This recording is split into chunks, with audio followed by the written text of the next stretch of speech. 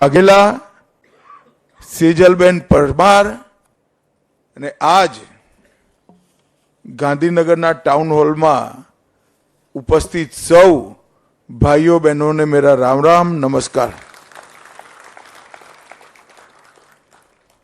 आज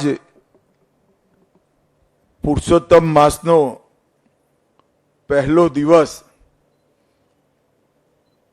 अपना त्या पुरुषोत्तम मास एटले लोक कल्याण लोक सेवा અને ધાર્મિક કામ કરવાનો મહિનો ગણાય અને આજે જ ગાંધીનગર શહેરના 620 કરોડ રૂપિયાના કામોનું લોકાર્પણ અને ખાતમુહૂર્ત યોજાયું છે। ભૂપેન્દ્રભાઈ અહીંયા ઉપસ્થિત છે। હું ગાંધીનગર મત વિસ્તારમાં જ્યારે જ્યારે આવું ત્યારે દર વખતે 500 કરોડ 1000 કરોડ 1500 કરોડના કામો એનું લોકાર્પણ અને ખાતમુહૂર્ત કરું। ના ભૂપેન્દ્રભાઈ થાકે છે ના ધારાસભ્યો થાકે છે। મારું કામ તો ખાલી લોકાર્પણ કરવાનું છે ભાઈ। પરંતુ મિત્રો આ એક સિલસિલો વિકાસનો जो मोदी साहेबे चालू कर्यो ए भूपेन्द्रभाईए अत्यार सुधी जाळवी राखीने एने आगर वधारवानुं काम कर्युं छे। गांधीनगरना शहेरना सौ मतदारों वतीथी हूँ हृदयपूर्वक गुजरात सरकार ने गांधीनगर म्युनिसिपल कॉर्पोरेशन ने हृदयपूर्वक खूब खूब धन्यवाद कहेवा मांगु छुं। कामोनी सूची हमणा खूब झड़पथी संचालक महोदय वांची गया। हूँ राउंड मारीने आमांथी लगभग 12-13 कामों जाते जोईने त्यां तकतीनुं उद्घाटन करीने आव्यो। अनेक प्रकारनी झीणी झीणी झीणी शहेरनी सुखाकारीनी चिंता करी म्युनिसिपल कॉर्पोरेशन અને ગુજરાત સરકારે આપણા શહેરને સંયુક્ત સંપૂર્ણ બનાવવાની દિશામાં આજ ઘણું મોટું કદમ ઉઠાવ્યું છે। ક્યાંક ગટરનું ગંદુ પાણી ચોખ્ખું કરી તળાવ અને વૃક્ષારોપણને જલસભર બનાવવાની વાત હોય, પીઠાપુર જેવા મોટા હવે તો ગામ નથી નગરપાલ મ્યુનિસિપાલિટી નથી વોર્ડ છે, આખા વોર્ડને નર્મદાનું ચોખ્ખું પાણી ઘરે ચકલીથી પહોંચાડવાની વાત હોય, ક્યાંય બગીચા બગીચાની અંદર યોગ કેન્દ્ર, ક્યાંય પીએસસી સીએસસી લાઇબ્રેરી, રોડ પહોળા કરવાના, રોડ જ્યાં પાણી ભરાતું હોય ત્યાં સિમેન્ટ ના કરવાના, कोई बात अपना काउंसिलरों परिश्रम कारण म्युनिसिपल कॉर्पोरेशन ने छोड़ी नहीं। सौ काउंसिलरों मेयर साहेब ने पकड़ा होय अने मेयर साहेब अने धारासभ्य भूपेन्द्रभाई ने पकड़े अने सरवारे आ बधा कामों आज लॉजिकल एंड सुधी पहुंची लोगों ने पोतानी सेवा आपवानुं चालू कर्युं। અને આ જે વણથંભી વિકાસની યાત્રા નરેન્દ્રભાઈએ ચાલુ રાખી, પછી આનંદીબેન વિજયભાઈ ને ભૂપેન્દ્રભાઈ સરંગ આ સંસ્કાર ગુજરાત પ્રદેશ ભાજપે ચાલુ રાખ્યા અને એનું પરિણામ છે કે હમણાં લોકલ બોડીની ચૂંટણીમાં કોંગ્રેસનો સુપડું સાફ કરી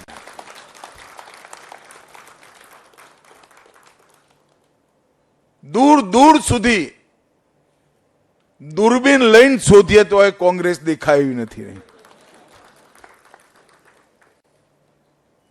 અને આપ પાર્ટીવાલા આ જીતીશું, તે જીતીશું, ફલાણું કરીશું, ઢીકાણું કરીશું કરતા કરતા દિલ્હીમાં એ સાફ થઈ ગયા, અહીં ખાતું એ નાખ્યું.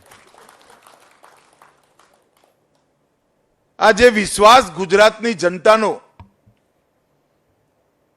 ભારતીય જનતા પાર્ટી અને એના ચૂંટાયેલા સદસ્યો પર ઉભો થયો છે, એનું મૂળ કારણ ભારતીય જનતા પાર્ટીના કાર્યકર્તાનું લોકાભિમુખ કામો કરવાનો એક સ્વભાવ ને લગાતાર લોકોની વચ્ચે રહી લોકોની સમસ્યાના નિવારણનો સ્વભાવ એ મૂળ કારણ છે. મિત્રો, કોરોના વખતે મેં જોયું, હું તો દેશભરના રાજ્યોના સંપર્કમાં હતો, ગુજરાતના એ સંપર્કમાં હતો, પરંતુ ગુજરાત ભારતીય જનતા પાર્ટીનો એક કાર્યકર્તા પોતાના જીવની ચિંતા કર્યા વગર લોકોની વચ્ચે ક્યાંક ગરીબોને ફૂડ કિટ પહોંચાડી, ક્યાંક જેનું કોઈ નહોતું એને દવાખાને પહોંચાડ્યા, ક્યાંક ટેસ્ટિંગ માટેની વ્યવસ્થા કરી આપી, અને ક્યાંક વેક્સિનેશનની લાઈન સુચારુ રૂપે લાગે એના માટે પોતાની વેક્સિન લીધા વગર ભાજપાનો કાર્યકર્તા લાઈન સરખી કરવામાં પડ્યો હતો. અનેક કાર્યકર્તાઓ કોરોનાની ચપેટમાં આવ્યા, ઘણા લોકોનો જીવે ગયો, પરંતુ એક સેવાની સુગંધ અને કામનો વિશ્વાસ, જવાબદારીનો વિશ્વાસ ગુજરાતની જનતાના મનમાં અર્જિત કરવાનું કામ ગુજરાત પ્રદેશ ભારતીય જનતા પાર્ટીને કર્યું. અને એનું પરિણામ જુઓ કે જેટલા મ્યુનિસિપલ કોર્પોરેશન હતા, જેટલાની ચૂંટણી થઈ, બધામાં કોંગ્રેસને ક્યાંય જગ્યા ના મળી. સુરત હોય, રાજકોટ હોય, ભાવનગર હોય, અમદાવાદ હોય, નવા બને એમાં મહેસાણા હોય, ક્યાંય કરતા ક્યાંય પહેવા નથી દીધા એમને. રાહુલ ગાંધી અહીંયા કાર્યકર્તા સંમેલન કરતા હતા, અગલી બારી કોંગ્રેસ કી. અલા ભાઈ, 7 જન્મ સુધી મેર પડ્યો નથી. અને અહંકાર નથી, જરાય અહંકાર નથી. અહંકાર ભારતીય જનતા પાર્ટીના કાર્યકર્તાનો સ્વભાવ જ ના હોય, પરંતુ ભારતીય જનતા પાર્ટીના કામના આધારે, આત્મવિશ્વાસ જે આવ્યો હોય એના આધારે હું કહું છું. ને આપણે બધાએ જ આ જાળવી રાખવું પડે. બધા જ મ્યુનિસિપલ કોર્પોરેશન 100% આપણે જીતી ગયા. 84 મ્યુનિસિપાલિટીમાં ચૂંટણી થઈ, એમાં 77 ભારતીય જનતા પાર્ટી જીતી ગઈ. 34 જિલ્લાઓમાં ચૂંટણી થઈ, એમાં 33 જિલ્લા ભારતીય જનતા પાર્ટી જીતી ગઈ. અને 260 તાલુકા પંચાયતની ચૂંટણી થઈ, એમાં 253 ભારતીય જનતા પાર્ટી જીતી. રાહુલ બાબાને કોઈ આ પરિણામો બતાવ્યા હોય તો સારું, નહીં તો આઈને પાછા એ જ ભાષણ કરશે, અગલી બારી કોંગ્રેસ કી.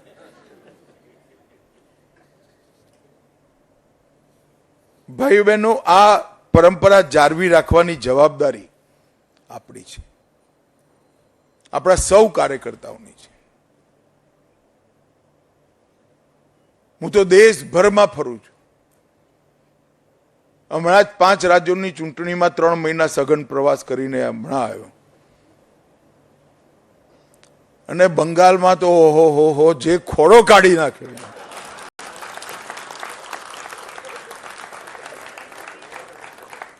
ધોમ ધકતા તાપમાં 42 ડિગ્રી ટેમ્પરેચરમાં મોદી સાહેબની સભાઓ જોઈ હોય તો કુંભનો મેળો લાગ્યો હોય એવી સભાઓ. અને જ્યાં જઈએ ત્યાં જય શ્રી રામ, જય શ્રી રામ, જય શ્રી રામ.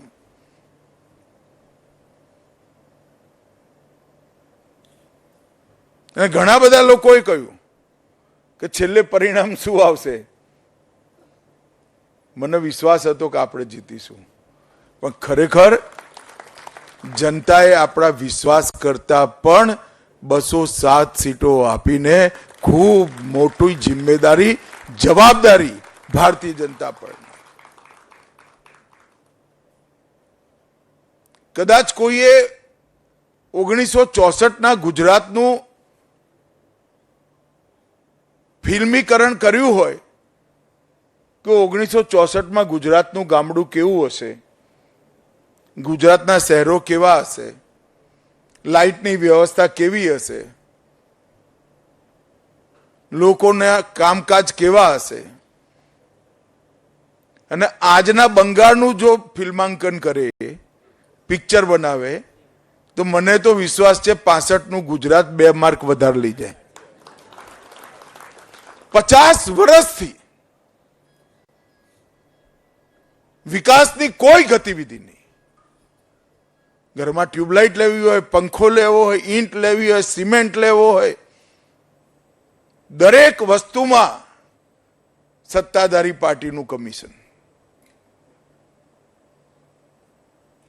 અને ભૂલે ચૂકે કોઈ બાજુના રાજ્યમાંથી ટ્રેનમાં બિચારો પંખો લઈને આવે કે 2000 રૂપિયા સસ્તો પડે છે, તો એ ત્યાં ટેક્સ લેવા માટે રેલવે સ્ટેશન પર ઊભા હોય અને પોતાની જાતને લોકતંત્રના રખેવાર કહેવાવાળા લોકોએ આવડા મોટા વિશાળ રાજ્યની આ દશા કરેલી. જે રાજ્ય આઝાદી વખતે સૌથી સમૃદ્ધ રાજ્ય હતું. 50 વર્ષ કુશાસન અને એનાથી કંટાળેલી જનતાએ નરેન્દ્રભાઈના નેતૃત્વને 2 હાથે ખોબે ખોબે આશીર્વાદ આપી આપણી સરકાર બનાવી. અને આજે ભારતનો નકશો લઈને બેસીએ તો માં ગંગા ઉત્તરાખંડથી નીકળે, ગંગોત્રીથી નીકળે અને બંગાળમાં ગંગા સાગરમાં સમાહિત થઈ જાય. તો ઉત્તરાખંડથી લઈ વાયા ઉત્તરાખંડ, યુપી, બિહાર, બંગાળ પૂરેપૂરું સાફ થઈ ગયું. બધી જ જગ્યાએ ભારતીય જનતા પાર્ટીનું શાસન છે. આઝાદી પછી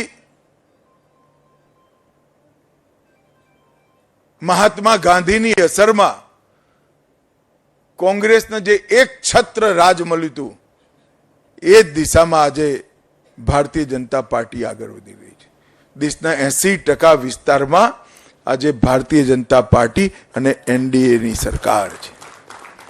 કેન્દ્રમાં પણ સતત ત્રીજી વાર નરેન્દ્રભાઈ વડાપ્રધાન બન્યા અને એનડીએની સરકાર બની. મિત્રો, આ દરેક વિજયનો યશ અગર કોઈનો હોય તો કેવળ અને કેવળ ભારતીય જનતા પાર્ટીના બૂથના કાર્યકર્તાનો છે. એમનું તપ, પરિશ્રમ, તપશ્ચર્યા અને પાર્ટીને દેશ પ્રત્યેનો લગાવ, એને પાર્ટીને લોકોની વચ્ચે જીવંત રાખવાનું કામ કર્યું છે.